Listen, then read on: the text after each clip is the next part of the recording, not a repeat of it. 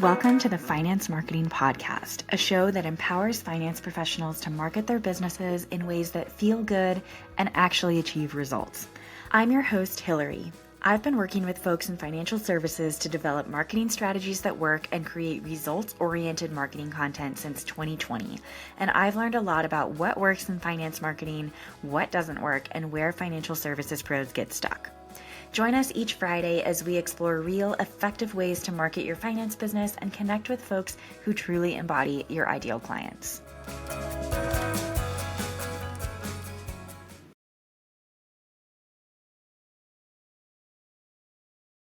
My guest this week is Zach Whelchel, founder of MyBudgetCoach, which is a zero-based budgeting app that connects users to real human financial coaches that they can meet with on a monthly basis to keep them on track and accountable to the budget that they've set. And while we do spend a good portion of this conversation talking about how this app can support clients of financial advisors who are working on their cash flow and trying to optimize their cash flow, what really makes Zach's perspective so valuable is that he is building in the same space that we are, financial services, but he's doing it as a bootstrapped tech startup with a small team and no outside funding. This means that every marketing dollar has to count and every strategy has to be tested and proven before scaling. Zach has become incredibly strategic about what works and what doesn't, and he is so generous with sharing those insights.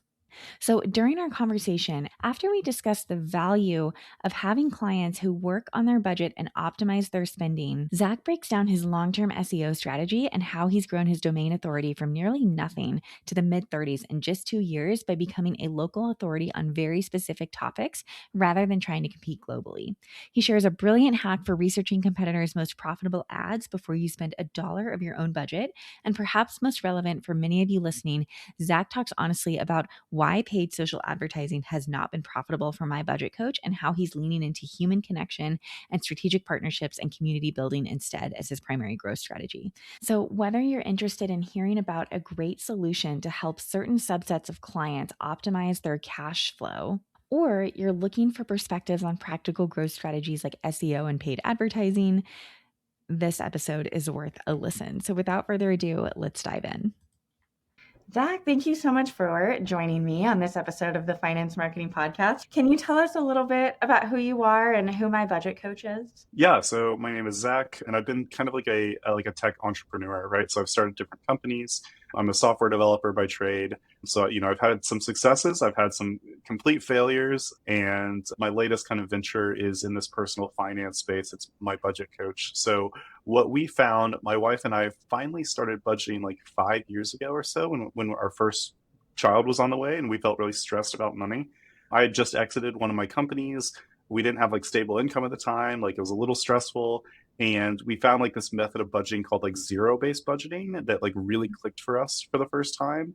And we just became like super big fans of it, like evangelists, had to tell all of our friends and family. We started teaching classes at our church, like all that. And basically what we found was like the tools that are out there are good, but they're just tools. They don't have the guidance and support that you need as well to actually stick with it. And so that's what kind of led to starting this company. So we're basically the tool and the coaching put together so that you have not only like the app that you need, but like the guidance, the support, the accountability, all of that. So that's where we've been for the last 2 years building this company, and yeah, still growing it. We're small, we're bootstrapped, we have no outside funding, but there's been tremendous interest on the coaching side, and we've grown a small team as well. So very, very fun, very exciting. Yeah, I absolutely love what you're doing. I think it's truly so different from all of the other budgeting apps out there. Tell us a little bit about how it actually works for users of My Budget app to also get the support that they might need. Is that AI support? Is that human coaches? Is it both? Tell us a little bit about that. Yeah, so we're pretty like, I mean, we're not like against AI in total, but like our support is all like human led coaching, right? So when you sign up for a plan that basically gives you like an hour of a Zoom session with your coach every month. And then you also get to chat with them whenever you want. So there's like chatting through the platform. You can share your budget with them so they can actually see it and hold you accountable to things. And so there's like all those ways of connecting that you might be used to, right? There's chatting, there's video calls, there's back and forth messages. And what we found is like people, yeah, they need guidance to learn like how to actually use zero-based budgeting because it's a bit more of an intense method. It like takes more intentionality. But really, you just need accountability. And that's what a lot of people are looking for, right? They're looking for somebody to say, hey, I want to be able to have this conversation once a month to talk about what we're doing. We also work with a lot of couples who just say, we really want that third party, right? Because we have disagreements and we want to get on the same page, but it's going to be helpful to have a third party. So yeah, there's both like the how you interact with your coach on there, which is pretty cool, but there's also like the software itself. And we can get into that, but zero-based budgeting is basically, it's just giving every dollar a job before you spend it. So we help you like up the total dollars that you have. We help you assign those, and then you spend from those assignments. Really, the easiest way to think about it is like cash envelopes, but it's not cash and it's not envelopes. It's just an app that does that. Mm. I remember my husband and I were working with an advisor a couple years ago now at this point, and we are also really into zero-based budgeting. We are absolutely, like you said, you were evangelists. We are huge evangelists of zero-based budgeting. And I felt like the advisor that we were working with wasn't really interested in going over our budget with us. And we do have significant savings because we've been doing zero-based budgeting for a long time. So we did have assets to be managed. But for us too, it's so young in our careers and very much still building wealth, and there are definitely times of financial stress. It was really important to me to have someone going over our budget with us and getting into the details with us around like, okay, what could we be doing better? But it just, we didn't really have the capability to do that easily because of the software that we were using. So what do you think the benefit is of having a coach or somebody really just like in there with you and have access to your budget when you're not even there? You don't even have to do just like a screen share during your meeting, and that's it. Yeah. I think the number one problem that people have is they just don't stick with it, right? If you say budgeting, like everybody has some idea of like how to go about doing budgeting. Like I would say that there are like better ways and less helpful ways of doing it, but doing anything is always going to be better than doing nothing. Having a plan is better than having no plan.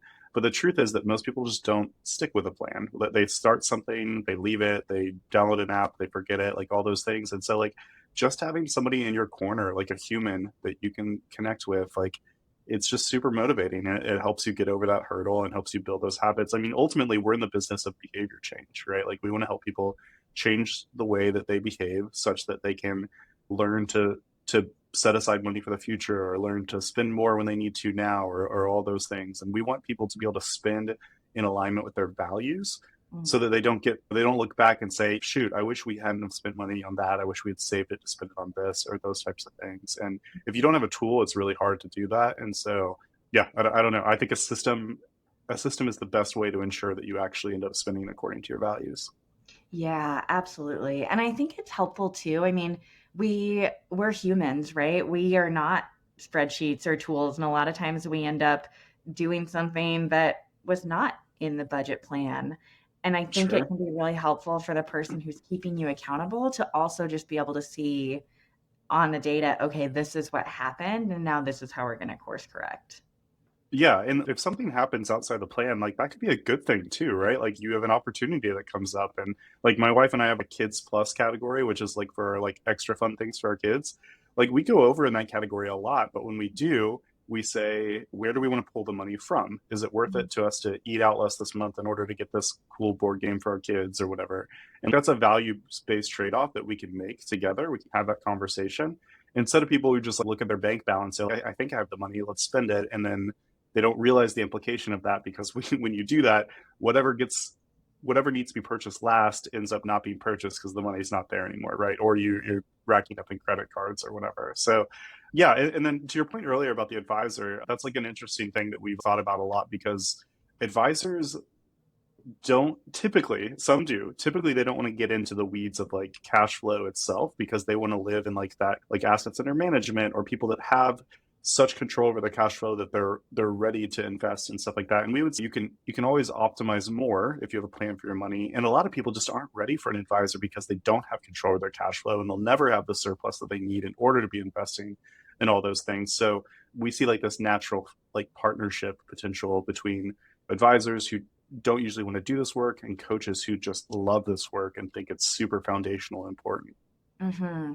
Advisors right now are really focused on working with baby boomers and older members of Gen X, the people who have the assets. But I am starting to see a large swath of advisors really focusing on millennials and younger generations. And I really think that as this generation grows older and younger generations, we're really into budgeting and optimizing and looking at our cash flow, at least a good portion of this generation.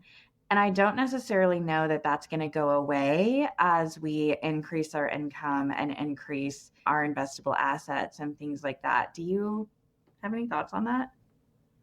Like the trend towards budgeting or not. I think over time, like the concept of budgeting has gone in and out of fashion, and like the younger generations will call it something different. Like a lot of people want to call it like a spending plan or Mhm. whatever at this point, which totally makes sense. The reason why we brand it around budgeting and My Budget Coach is because we work on like SEO, right? Like we want people when they're searching for the problem, we want to be able to meet that need at the point. And the truth is, most people still type in the word budget when they're struggling and want to learn how to control their money. So I think it was on the Ramsey show, like last year maybe, that he said that they saw a really sharp increase in search and appetite for like actually using the word budget and budgeting again. And so like there's been some data that's shown that like it's coming back in vogue. So I don't know. Yeah, I don't know what it is about the generation that we're in. I grew up playing like resource management like board games and video games, and I don't know if like playing Civilization as a kid made me like love having this high level overview of taking control of everything. But yeah, I'm not sure what it is, but it's fun to see. Yeah, it is really fun to see. So let's talk a little bit about, because I know that you don't believe that someone is just going to work with an advisor or just going to work with a coach. I think sometimes there can be a lot of overlap between those Sure. two professions, and sometimes an individual might need to work with both at the same time. Can you talk a little bit about that?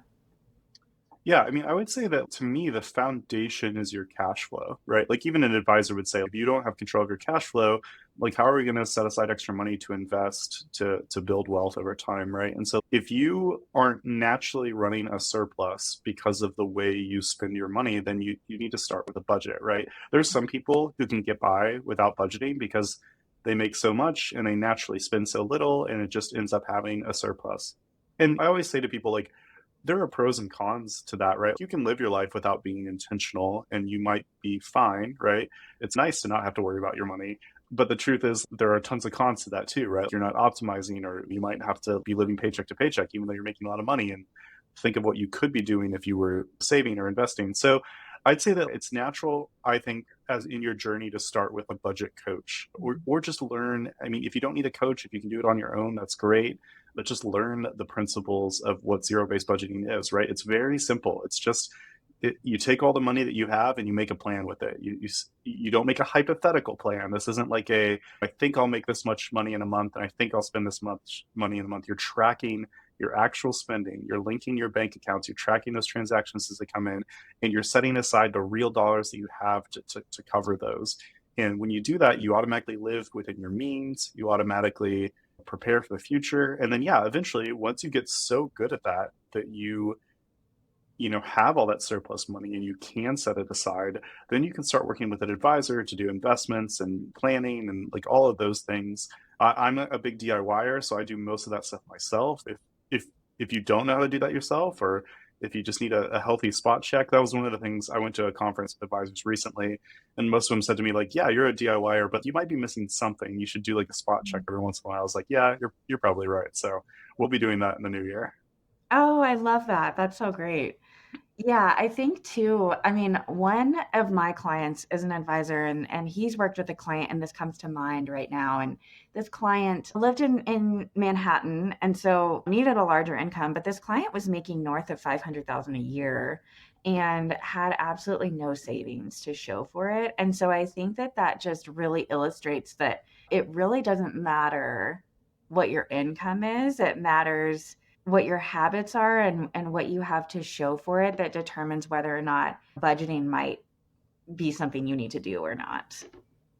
Yeah, I mean that's like hurts me to hear because it's like that person might exit that type of role at some point and they've got nothing to show for it. Like sure they lived it up during those years, but if they had just been diligent with a percentage of that, they could have set themselves up for life, right? They could be in a position where They don't have to take a job that they don't enjoy, or they can prioritize time with their family, or whatever those things are that they value down the road.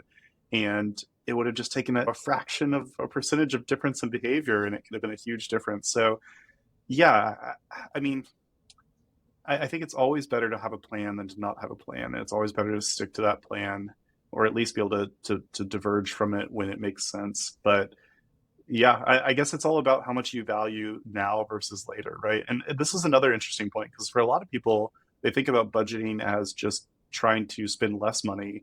For me, it's actually a little bit the reverse. Like, my wife and I are opposite on this. I always want to save, save, save. And I've had to learn the value of like today, and the fact that like my kids are 5 and 4 today, and they're not going to always be that young age. And like, we should prioritize this time in our life. So budgeting for me helps me realize that I've got everything else accounted for, and I can spend on my kids. I can spend in this area, or I can splurge in that area or that area, because I know that everything else is accounted for too. So it's not just that the spenders need it, the savers could need it too. But you certainly see a lot more kind of like in the culture of budgeting associated with people who are making $500,000 but living paycheck to paycheck. Well, I just really love how My Budget Coach can be a place that advisors can send clients to who they're working with, and they may not have the time or the desire or the specialty to really dig into cash flow on an ongoing basis. Because I think that's the other part of this too, is you can't just look at cash flow and give somebody a plan for the next year and say, okay, go follow the plan.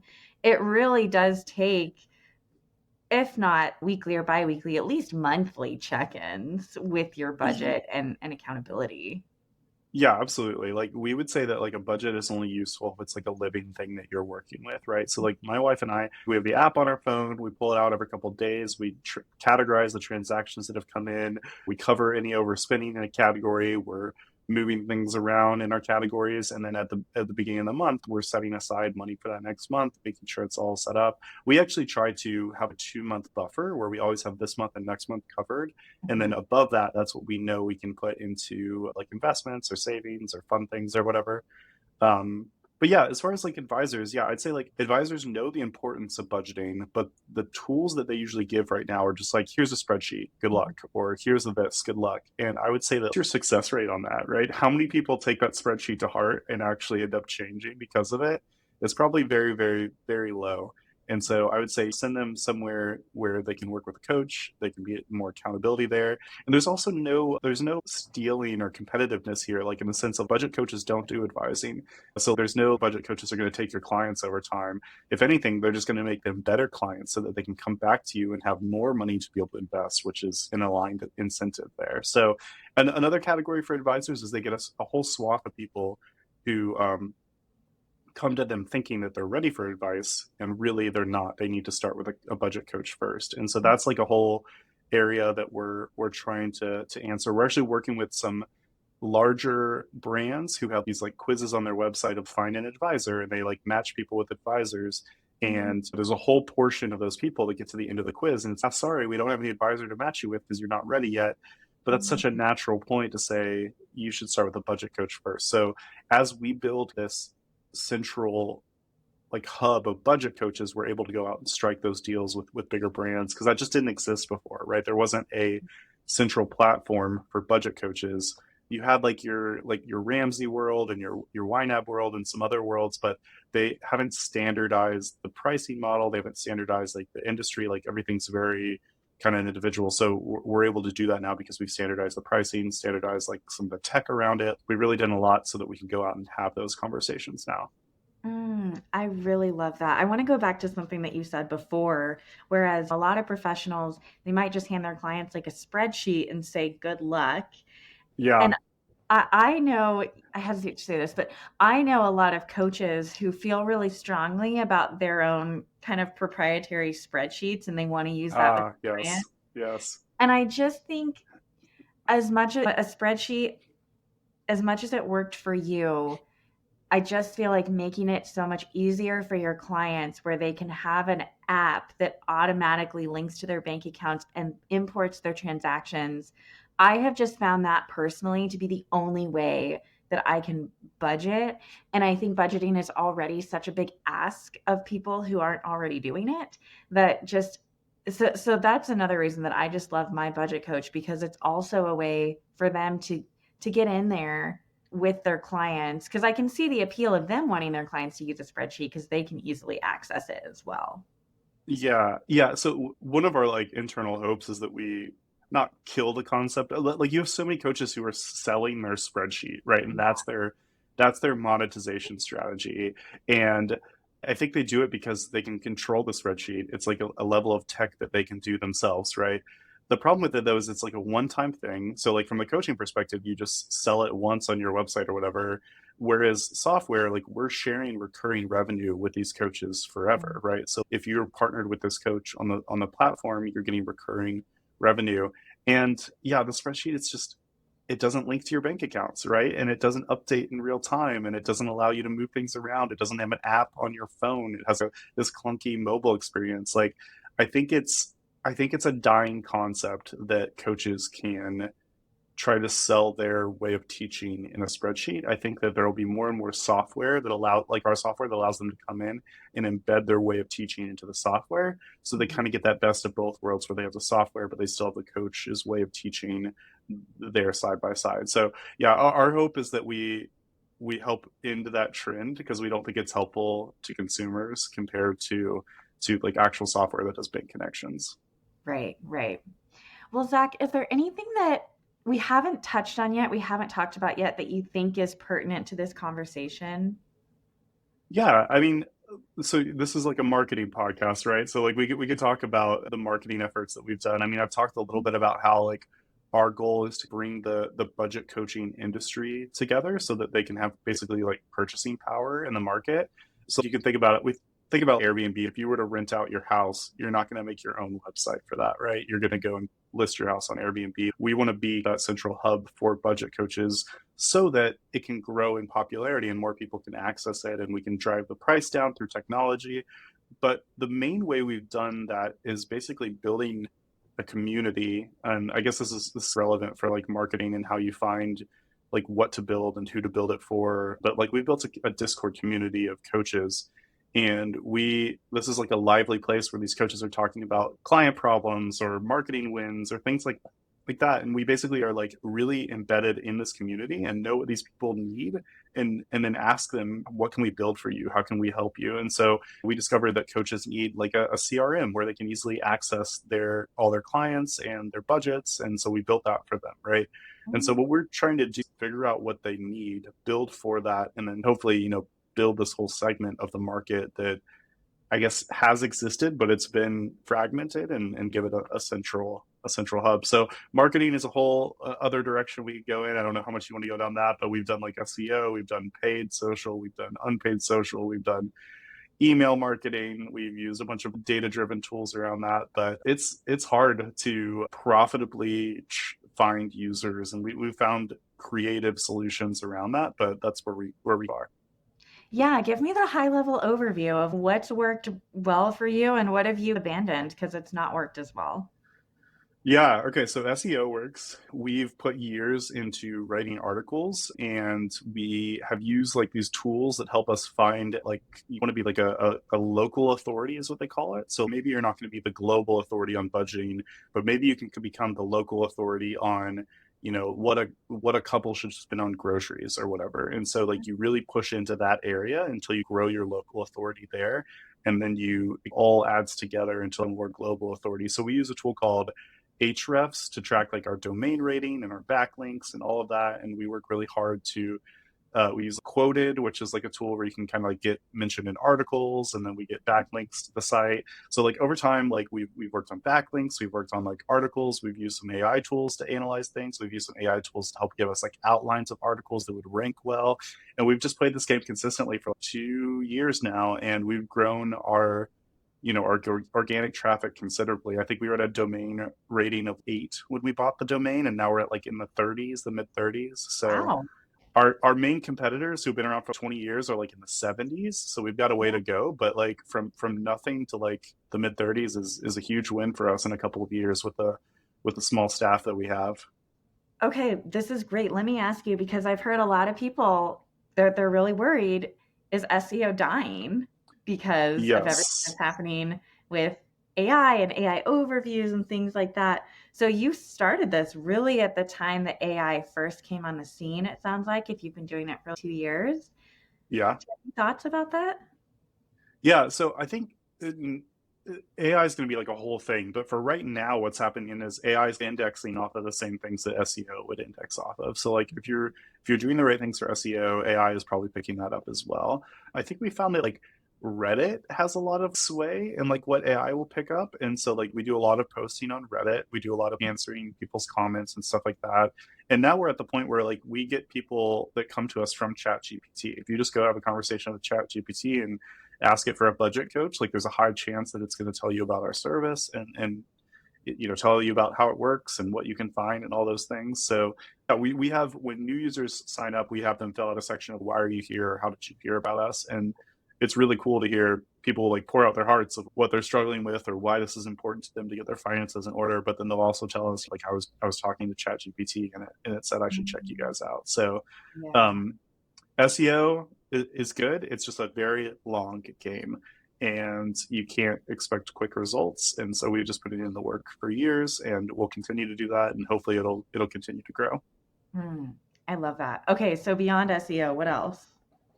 Yeah. Okay. So something that we haven't cracked yet is paid social. So we've done a lot of like meta ads, Facebook ads, like all those things. And it's not that we can't convert. We have been able to convert. We just can't convert profitably. We're typically not. I mean, we'll find something that works for a little bit for an audience, but then it dries up. Right. And so we've tried like UGC content. One of the cool things about paid ads, I don't know if your listeners ever do this, but you can go to something called like the Facebook, what is it? There's like a global ad library that you can look at where you can search all your competitors. You can see what ads they're currently running and you can see how long they've been running. So you can just search your competitor, look at their longest running ad, and because it's been running for so long, you can assume it's profitable, right? And then you can just see how it works, like what type of call to action, what type of hook they use, and then you can implement those strategies. So we've done a lot of that. We hired a bunch of UGC content creators to create kind of those TikTok style videos.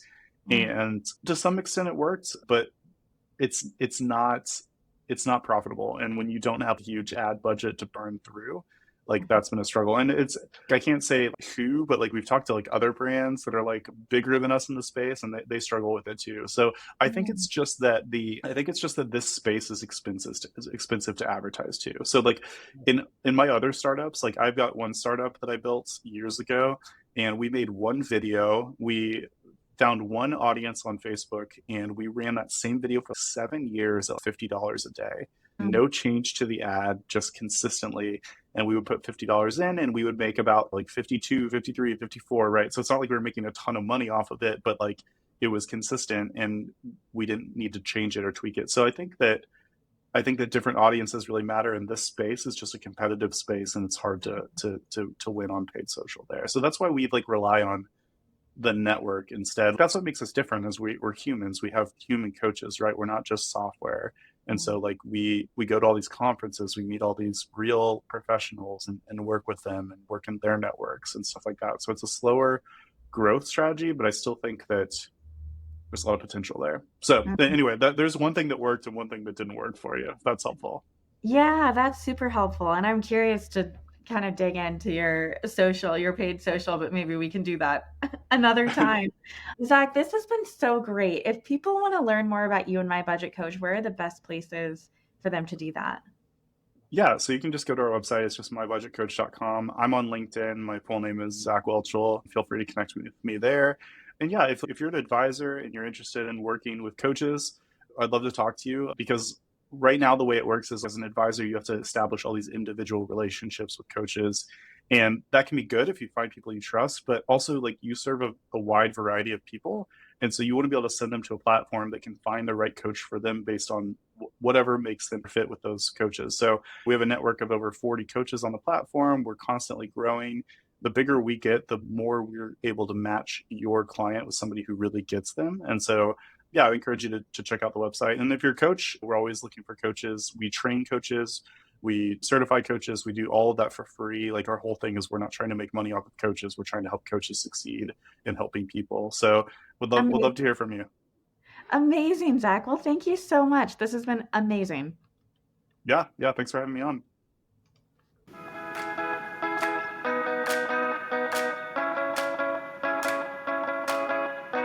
Thank you so much for joining us on this episode of the Finance Marketing Podcast. If you're eager to market your business in a way that feels good and actually gets results, sign up for the Finance Marketing Podcast newsletter in the show notes so you never miss another episode. If you liked what you heard today, please be sure to subscribe to the show on your favorite listening app and leave a review on Apple Podcasts. We'll see you back here next Friday.